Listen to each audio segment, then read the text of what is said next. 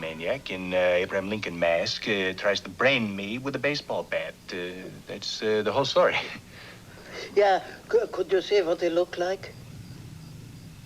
Yeah, he looked like Abraham Lincoln coming up to bat. TV's Tracy Ullman plots to kill her philandering husband, Kevin Kline, in the offbeat comedy I Love You to Death.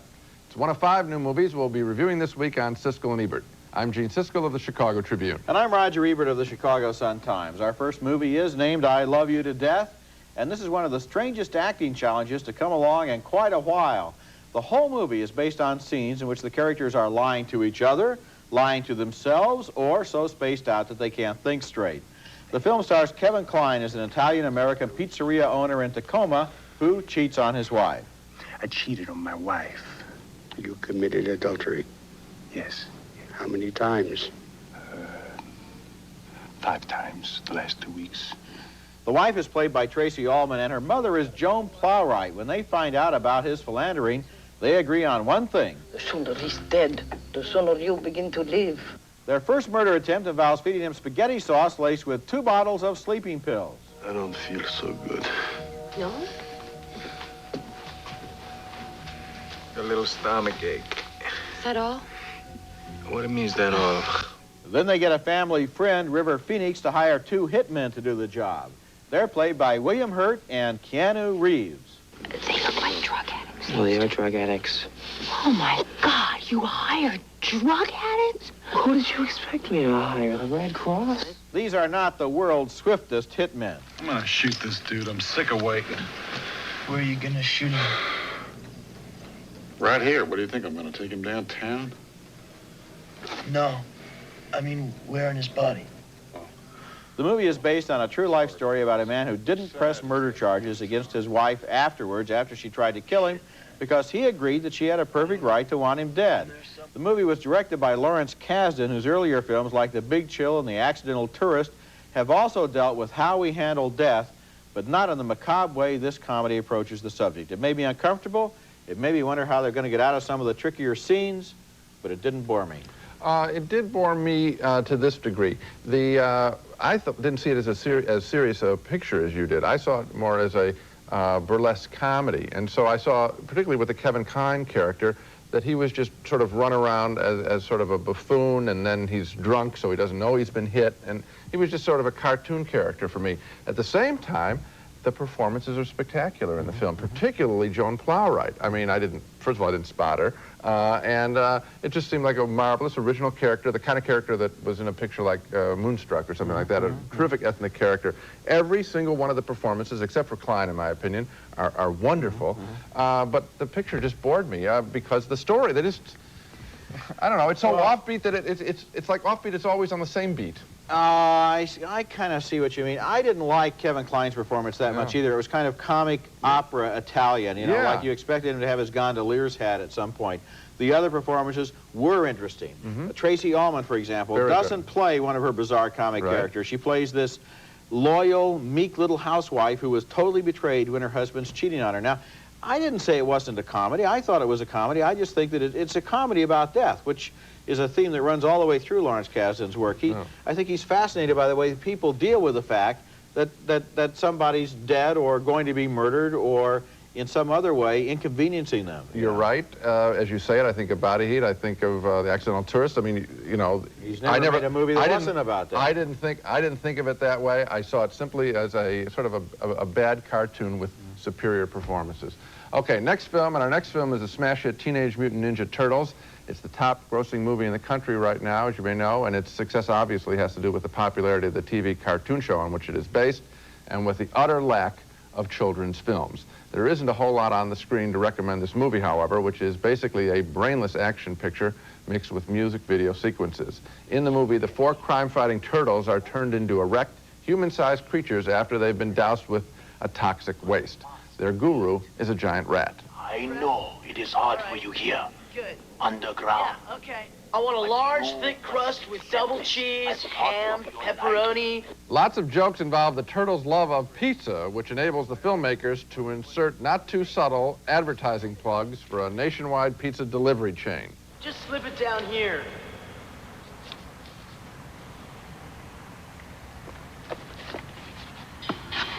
The violence in the film is mindless. The movie was made by a director who previously made music videos, and you can see the influence in this sequence. Hey!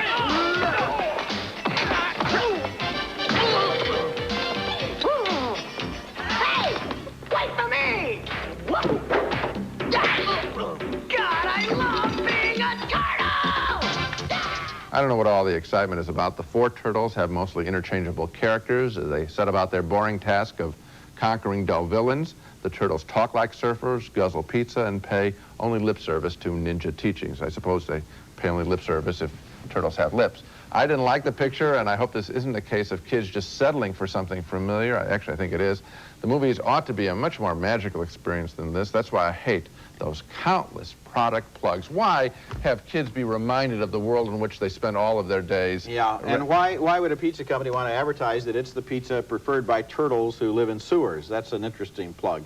I was also interested in the high level of your criticism when you pointed out that these turtles only pay lip service to ninja teachings. I suppose you would have liked it better if it had been a more devout and religious film. Well, if somehow, I'm looking for something there for kids. They're, you know, like the Karate Kid film, at least there's a suggestion of some kind of altruistic behavior. What you have here is marketing carried to the ultimate degree. Now, you mentioned the Saturday morning TV show. You didn't mention the Nintendo game, which is one of the top-selling Nintendo games in the country, and I played it for our Christmas gift guide last December until it drove me crazy, these little turtles running around and doing their flip-flops. And actually, the visuals in this movie look a lot like not only the TV show, but also like the video game. And so kids have already been brainwashed to the point where they've got to see this movie. That's why it opened so strongly. They had to be taken to see this movie, and I guess they liked it. I don't know. Maybe they're not that critical when they're 5 years old, but you're right. It's kind of a dark, brooding, kind of depressing-looking movie, and even though I admired the set decoration, I thought they did a good job of making those sewers, it didn't have the bright and bouncy feeling that you'd like to think that kids would enjoy when they're that age. I don't know what the appeal is. When I sat there, I knew it was a big phenomenon. I couldn't figure it out. I think it is just what you said, marketing. In other words, they want to see the turtles because they've seen the turtles on the tube and in the thing, and so they have to see the turtles. It beats me. When we come back, Cry Baby, starring Johnny Depp in a John Waters tribute to the dawn of the age of rock and roll. It's named Cry Baby, and this is another in the series of tongue-in-cheek social histories that director John Waters makes in the guise of teenage exploitation comedies. His previous film, Hairspray, was about Baltimore just before the Beatles, and Cry Baby is about Baltimore just before Elvis, in the early days when they were romanticizing juvenile delinquency. The movie stars teen idol Johnny Depp from 21 Jump Street as a local bad boy who crashes Polly Bergen's charm school in search of Allison, the girl he loves, played by Amy Locane. How dare you hit him? The punk got what he deserved. Come on. Cry Baby takes Allison to meet his fellow JDs who live in a rockabilly heaven. Well, what have we here? First square to ever set foot in Turkey Point. Hey, fine, Mama. Welcome to the Jukebox Jamboree. The movie's enormous cast includes Patricia Hearst and David Nelson, who shocked their daughter, former porn actress Tracy Lords, by swabbing her for a Swedish foreign exchange student. All this silly trouble you've been having lately. Wanda, honey, you're going to Sweden this afternoon at 3 o'clock. You mean you swapped me for a milkmaid? And if you were surprised to see Tracy Lords, Patricia Hearst, and David Nelson in this movie, let alone in the same scene, then how about Joey Heatherton, Ricky Lake, Troy Donahue, Iggy Pop, Polly Bergen, and Mink Stoll? The film has a feel a lot like those old 1950s teenage exploitation films. Remember High School Confidential with Mamie Van Dorn, or all of those old Cleo Moore movies where the good kids got rewarded at the end, but the bad kids got to have all of the fun. It's innocent and goofy and utterly meaningless and sort of entertaining. I liked it. I thought so, too. It's not my favorite of the John Waters films. I liked the Hairspray. Hairspray before that, and before that, Female Trouble, I thought, with Divine, was very, very funny stuff. At the same time, there are great scenes in there. When the father of Tracy Lords picks her up, she's the bad girl at the school, when he picks her up and he says, he's a bus driver, and he says, you want to go look at out-of-state license plates? I don't know. I mean, just the idea of that. It's such a ridiculous thing, and there are moments like that throughout the movie, and on that basis, I did enjoy it. What he's doing here is he's being very faithful to this genre of film, which is brand new for today's moviegoers because they didn't see High School Confidential. Right. But the whole thing is, the joke is these are juvenile delinquents in the period before evil.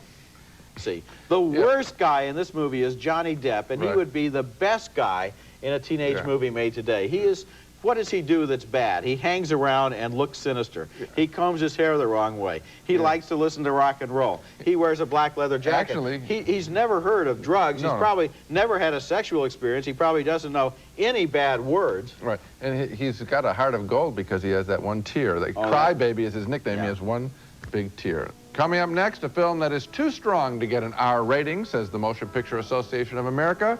So it's being released in this country as for adults only. It's a strident social satire called The Cook, the Thief, His Wife, and Her Lover.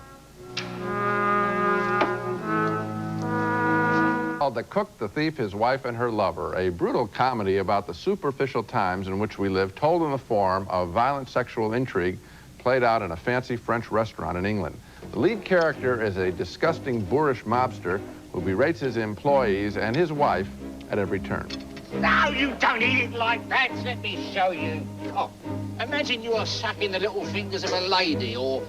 No, you wouldn't understand that, since you would never get that close to a lady. Who'd want to get that close to you, for God's sake? That's Michael Gambon portraying a stunningly vulgar character and doing a terrific job. His wife, Helen Mirren, decides to get revenge by having an affair with a meek-looking man also dining in the restaurant. I go to a good gynecologist. You what? Who says that it's unlikely that I'll ever have a baby. Georgina, Marco doesn't want to know things like that. That the 3 miscarriages I've had so far have ruined my inside. The two of them have repeated and explicit sexual couplings amid the restaurant and its produce. I'm learning fast. How to cut corners, save time. I'm getting good at it, aren't I, Michael?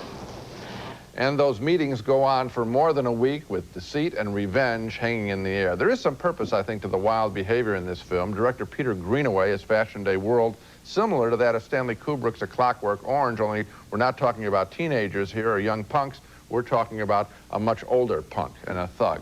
And now the thugs have really grown up, and Greenaway draws parallels between these wasteful times and those of generations past. He has a Franz Hals painting in the picture talking about this sort of vulgar time, and he sees the same thing going on here. And as a result, this movie develops, I think, some really genuine horror. This character of the mobster, Albert Spica, is a grand grotesque. He may be what survives and thrives in this world, the director seems to be saying. This movie has already started some controversy because its maker wouldn't edit some of the violence and nudity out to get a more conventional R rating, so it's going out as an adults-only picture, and I found it refreshing to see an intelligent adult film. This movie is original, and what it attempts to do, I think, is to provide a parable, in particular, for the Britain that Peter Greenaway lives in. This is a movie that's been referred to in Britain as a very violent and angry anti-Thatcher film, and you can read it on that level, or you can just read it on the level of the thief being someone who wants to just essentially take everything from the environment and waste it, his wife being somebody who is totally cowed by that, the lover being a kind of ineffectual liberal opposition, and the chef being the, dutiful people who go along from day to day trying to get their jobs done. If you look at it in that way, it's a very powerful social film, and so, of course, needless to say, the MPAA couldn't give it an R rating because if there's anything they can't stand, it's a movie that goes outside their little blinders.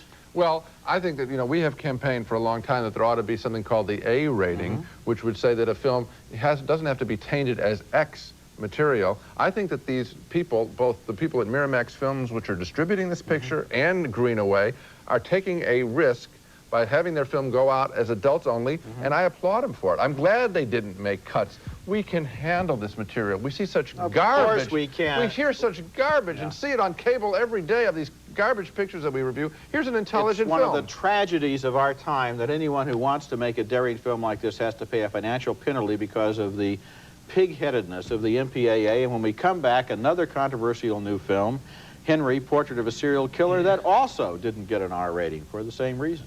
I killed my mama. Henry, Portrait of a Serial Killer, and wherever this film has been shown, it has shocked some people and impressed others. Even though it's been refused an R rating by the ratings board, it refuses to disappear. It's been around for 4 years. It couldn't be released originally because it couldn't get the R rating, but after playing at unrated midnight shows in Chicago and New York, it surfaced last fall at several film festivals and was taken so seriously by the critics that now it's going into limited national release, even despite the MPAA rating controversy. The film stars Michael Rooker in a performance of absolutely riveting brilliance as a flat-voiced, unemotional mass murderer who talks about his deeds almost in the abstract. Open your eyes, Otis. Look at the world. It's either you or them. You know what I mean. Otis is played there by Tom Tolles, whose little sister comes to visit. She's impressed by Henry's unemotional truth-telling. I feel like I've known you forever and ever.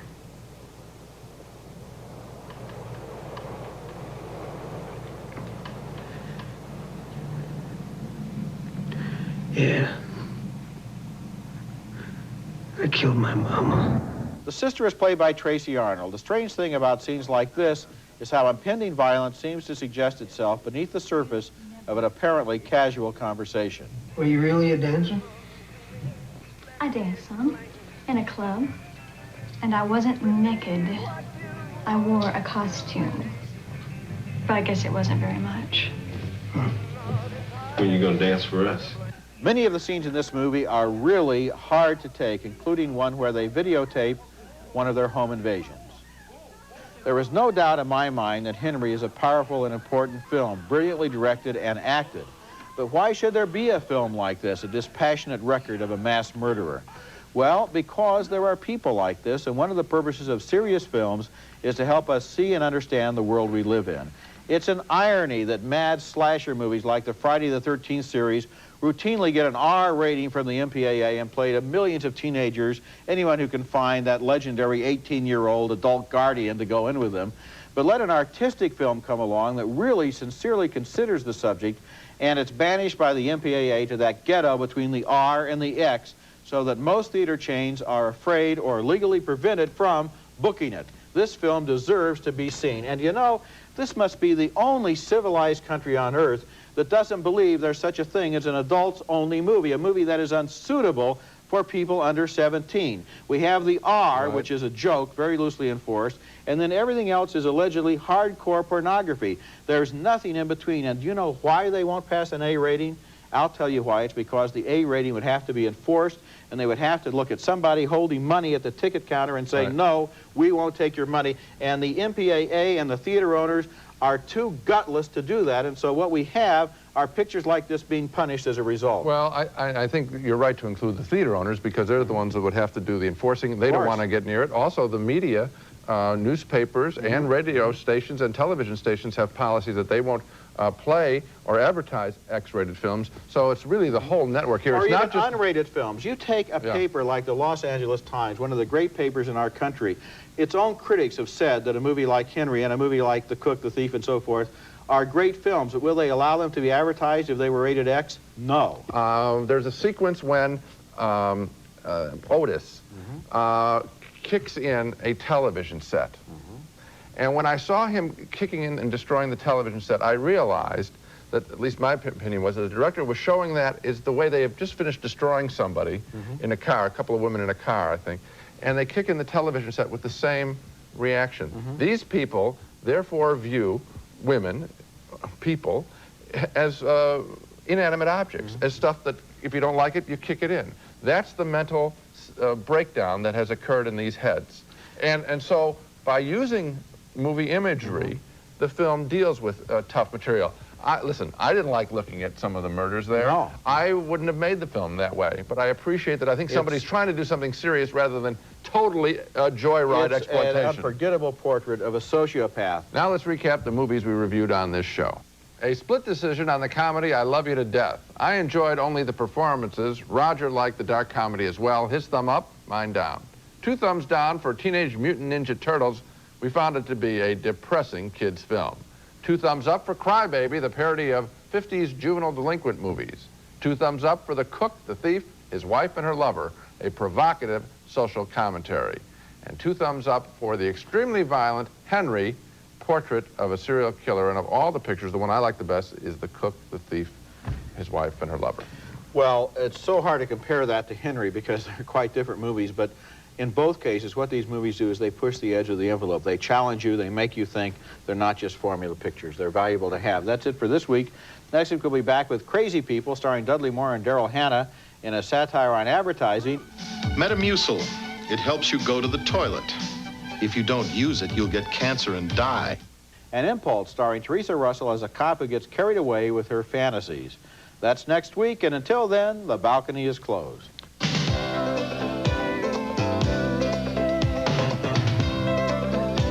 Super 8 Motels, with over 700 locations nationwide, and the American Express card welcomed at all of them. Don't leave home without it. Snowcaps, Raisinets, and Goobers. 3 big box office hits starring Nestle Milk Chocolate. Moviegoers give them a definite 2 thumbs up. Fab, detergent with fabric softener for a clean that's comfortably soft. Fab. Magla Easy Wipes, absorbent like a sponge, dry like cloth. Use over and over again. From Magla Home Helper Products.